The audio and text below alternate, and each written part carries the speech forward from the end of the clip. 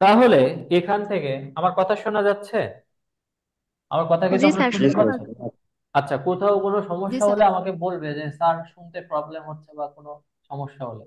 তো তোমাদের যে প্রশ্ন থাকবে সেটা হচ্ছে সত্য সারণীর মাধ্যমে যে প্রশ্নটা পরীক্ষার খাতাতে, প্রশ্নটা বোঝাটা আমাদের জরুরি। পরীক্ষার খাতাতে প্রশ্ন আছে সত্য সারণী, সত্য সারণীর মাধ্যমে, সত্য সারণীর মাধ্যমে প্রদত্ত বচনাকারটি, প্রদত্ত বচনাকারটি, প্রদত্ত বচনাকারটি শত সত্য, শত সত্য, শত মিথ্যা, নাকি অনির্দিষ্ট মান, অনির্দিষ্ট মান, তা নির্ণয় করো। এইটা পরীক্ষায় প্রশ্ন থাকবে। ঠিক আছে? তো আমরা গত ক্লাসে কিভাবে সত্য সারণীর মাধ্যমে করতে হবে এগুলো নিয়ে আমরা কথা বলেছিলাম। তো আজকে আমি তোমাদের কিছু অঙ্ক দেব, সেই অঙ্কগুলো তোমরা করবে। সাপোজ, ধরো আমরা একটা অঙ্ক দেখি, P implies Q ভেল R। ধরো এটা একটা অঙ্ক রয়েছে। অঙ্কটাতে কি বলেছে? সত্য সারণীর মাধ্যমে প্রদত্ত বচনাকারটি শত সত্য, শত মিথ্যা, নাকি অনির্দিষ্ট মান তা নির্ণয় করো। তো এইটা নির্ণয় করার শুরুতে আমাকে যে জিনিসটা ফলো করতে হবে যে এই বচনাকারে কয় ধরনের লেটার আছে, ইংলিশ অ্যালফাবেটের কয় ধরনের লেটার আছে। তো তোমরা বচনাকারটির স্যার, দিকে, প্রশ্নটা দেখা যাচ্ছে না। এই দেখতে পাচ্ছ না তোমরা? না স্যার, আমার ঝাপসা আসতেছে। আর জি সেটা স্যার, দেখা জি যাচ্ছে। স্যার, দেখতে এবার ঠিক পাচ্ছি। আছে। ওইটা মনে হয় তোমার ওখানে একটু নেটওয়ার্কের সমস্যা আছে, এই কারণে হতে পারে। হ্যাঁ, জি স্যার। মানে তোমাদের ওখানে নেটওয়ার্কের একটু প্রবলেমের কারণে এটা হতে পারে। আর আমার এখান থেকে যদি সেন্ট্রালি প্রবলেম হতো তাহলে সবারই একই রকম প্রবলেম হতো। একটু চেষ্টা করো। আর অন্যদের তো আর ওই এক সমস্যা হচ্ছে না, ওনারা তো দেখতে পাচ্ছ। আচ্ছা, তাহলে একটু দেখো এখানে কয় ধরনের লেটার আছে। হাউ দুই মেনি টাইপস ধরনের স্যার স্যার। অফ লেটার আর তিন দেয়ার? ধরনের। তিন এখানে ধরনের তিন ধরনের স্যার তিন ধরনের তিন ধরনের তিন লেটার ধরনের আছে। P, Q, R. Three types of R letters are available in this proposition. এই বচনাকারে তিন ধরনের লেটার আছে। তো সত্য সারণীর সারি সংখ্যা নির্ণয়ের সূত্র হচ্ছে, সত্য সারণীর মানে সারি সংখ্যা নির্ণয়ের সূত্র টু টু হচ্ছে দিওয়ার N. 2 to the power n। n মানে হচ্ছে কয় ধরনের লেটার আছে, সেটাই হচ্ছে n এর মান হবে। তাহলে এখানে তিন ধরনের আছে, তাহলে তিন। 2 এর কিউব হলে 8। ওকে, 2 এর কিউব করলে বা 3 পাওয়ার যদি হয় তাহলে 8 হয়। এইটা তো আমরা স্যার, সাপোজ, স্যার আপনি গত ক্লাসে হ্যাঁ বলো, গত ক্লাসে কি? স্যার আপনি গত ক্লাসে বলেছিলেন যে আজকে মানে ধারাবাহিকভাবে কিভাবে লিখতে হবে এটা বলে দিবেন। হ্যাঁ, ধারাবাহিকভাবে তো তাই তো বলছি, তো আমাকে শেষ করতে দাও, আমাকে শেষ করতে দাও, লেট মি ফিনিশ। এখন দেখো, পি এমপ্লাইজ কিউ ভেল আর। আমি যদি এরকম ধরো একটা অঙ্ক করছি, A plus B plus C, suppose আমরা যদি এইটার মান নির্ণয় করতে যাই তাহলে আমার আগে কার মান, কার কার মান জানা লাগবে। ধরো এ আমি A B plus C, B plus C এর মান, আমার তিনটার কার কার মানই মান জানতে জানা হবে। লাগবে। এ এই বি প্লাস, সি। এইটা মূল মান, এটা ব্র্যাকেটের বাইরে রয়েছে, এটা যোগ করতে হবে। তাহলে কার কার মান জানা লাগবে বলো? কার এ মান বি স্যার সি। এ মানে টাই। এ এর মান জানা লাগবে। তারপরে বি প্লাস সি এর বি। মান বের করতে হলে কার কার মান জানা লাগবে? বি এর মানও জানা লাগবে, সি এর মানও জানা সি। লাগবে। তারপরেই না আমি বি প্লাস সি এর মান বের করতে পারবো, রাইট? তো এইটা যদি আমরা বের করতে চাই তাহলে প্রথমে আমাদের এ এর মান বের করতে হবে, বি এর মান বের করতে হবে, সি এর মান বের করতে হবে। তারপরে কি এ এর মান আমরা এখান থেকে পেয়ে যাব। সির এখন আমরা মান কি বের বি করতে প্লাস হবে। সি এর বি প্লাস সি এর মানটাও কি করতে পারি, বি প্লাস সি এর মানটাও আমরা বের করতে পারবো। কারণ কি, আমরা এখন বি প্লাস সি এর মানটাও আমরা এখান থেকে বের করে নিতে পারবো, কারণ বি এর মান এখান থেকে পাবো, সি এর মান এখান থেকে। তারপরে কি, এখন আমরা এ এর মান তো এখান থেকে পেয়ে যাচ্ছি, তার মানে এখন আমরা এ প্লাস বি প্লাস সি এর মান বের করে নিতে পারবো। ধরো এ এর মান 1, বি এর মান 2, সি এর মান 3, তাহলে বি প্লাস সি এর মান কত হবে? বি প্লাস সি এর মান কত হবে বলো? 5। বি প্লাস সি এর সি, মান টু তাহলে two plus plus three three সমান 5। এখন দেখো এ 5। এর 5। মান, A plus B plus C এর মান কত হবে? এ এর মান 1 আর বি প্লাস সি এর মান 5। 6।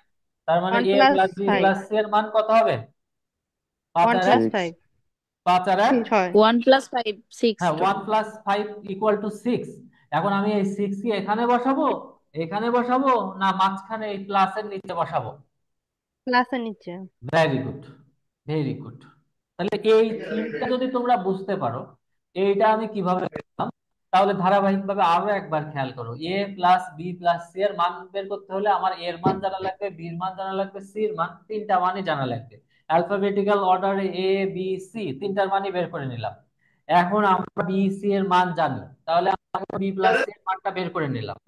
বের করে এখন আমরা ফাইনালি এই যে এ প্লাস বি প্লাস সি এখানে লিখে দিলাম।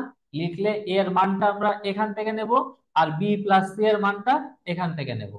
নিয়ে আমরা আবার দেখা যাচ্ছে বি প্লাস সি এর মান বের করতে গেলে এখান থেকে বির মান নেব, এখান থেকে সির মান নেব। তাহলে কিভাবে সাজাতে হবে, এখন কি একটা ক্লিয়ার কনসেপ্ট কি তোমরা পেয়েছো কিভাবে সাজাতে হবে?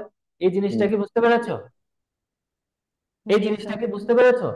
এই জিনিসটা যদি বুঝতে পারো, তাহলে আমরা, ধরো এখানে পি কিউ আর আছে, তাহলে আমরা যখন সারিটা সাজাবো, তাহলে আমাদের প্রথমে অ্যালফাবেটিক্যাল অর্ডারে সিঙ্গেল লেটার গুলো সবগুলো লিখতে হবে। তাহলে আমরা প্রথমে কার কার মান জানা লাগবে, পি এমপ্লয়িজ কিউ ভ্যাল আর এর মান নির্ণয় করতে হলে আমাকে কার কার মান জানা লাগবে পি পি বলো? Q Q R. আর তিনটার মান। Very good, very good. P Q R. এখন দেখো এই এমপ্লয়িজ এর মান, এটা হচ্ছে মূল যোজক ব্র্যাকেটের বাইরে। এই এমপ্লয়িজ এর মান যদি আমরা জানতে চাই, তাহলে আমার কার কার মান জানা লাগবে? এই এমপ্লয়িজ এর পি মান, আর পি এর মান কিউ আর জানা আর লাগবে, এর মান।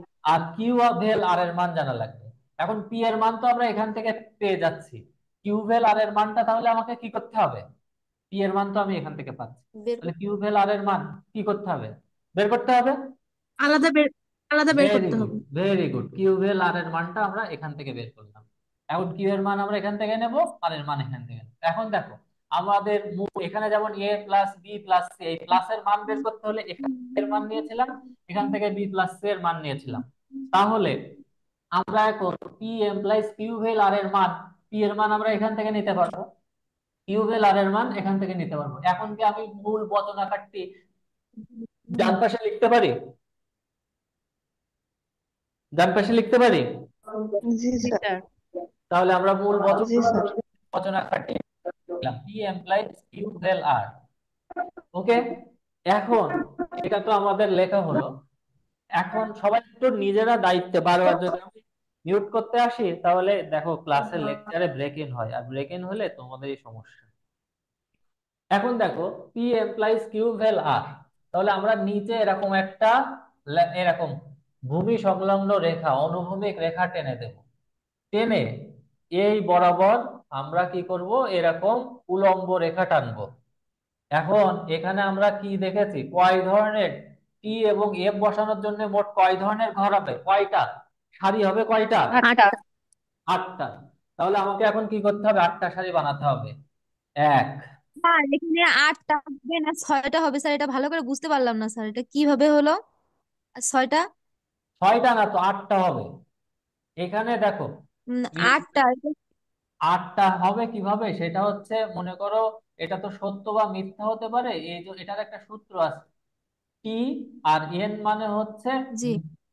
2 টু দি পাওয়ার এন হচ্ছে সারি সংখ্যা নির্ণয়ের সূত্র।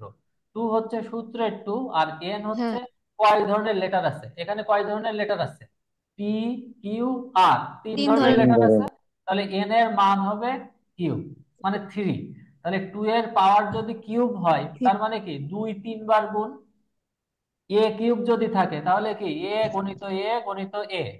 ঠিক তেমন ভাবে 2 এর কিউব থাকলে 2 × 2 × 2, তার মানে কি 2 × 2 = 4, 4 × 2 = স্যার জি কত 8। ঠিক আছে, এখানে যদি জি শুধু স্যার পি কিউ থাকতো তাহলে তোমার দুই ধরনের লেটার, তাহলে ঘর হতো, সারি সংখ্যা হতো 4টি। এখন কি তোমরা বুঝতে পেরেছো? জি আচ্ছা, জি এখন স্যার আমরা 8টা ঘর করব। 1 2 3 4 5 6 7 8। 8টা ঘর হয়েছে? আমার কি 8টা ঘর হয়েছে? জি এক স্যার দুই তিন চার পাঁচ ছয় সাত আট। এখন 8টা যদি ঘর হয়, 8-এর অর্ধেক কত? 8-এর অর্ধেক হচ্ছে 4। 8-এর অর্ধেক হচ্ছে 4। যে কয়টা সারি সংখ্যা হবে তার অর্ধেক করে অর্ধেকটি অর্ধেক এফ লিখতে হবে। তাহলে 8টি সারি হয়েছে, 8-এর অর্ধেক 4।